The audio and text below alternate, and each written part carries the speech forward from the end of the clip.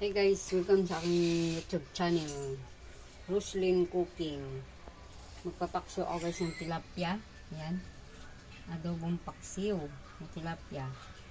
Lalagyan ko siya guys ng batuan. Tapos may dahon. Mainam daw to sa paksiw ang dahon na ito. Hindi ko alam kung anong pangalan nito. Kasi nakita ko lang na nilalagay sa paksiw, pampabango. Yan. Nilagay mo siya sa paksiw. Ito try ko guys. Kasi mabango ang paksiw pag may ganyan dahon. Ito yung aking sangkap. Lagyan ko siya ng batuan, pampaasim, kamatis, luya, bawang, sibuyas, dahon laurel. Meron akong suka, paminta, toyo, suka, paminta, asin. Yan. Yan, halo na siya guys. Ilalagay natin yung batuan dito sa ilalim. Ayan. Sama yung dahon. Yung batuan at saka yung dahon na pampabango sa paksiw. Papatong natin dyan guys ang tilapia.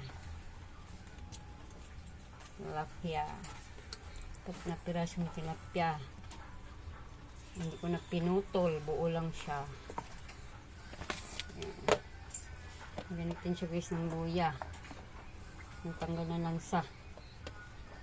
Bawang. Tapos sibuyas. Kamatis. Isang pirasong kamatis. Kasi mahal ang kamatis. Yung laurel. Yan. Budburan natin siya guys ng pamintang powder.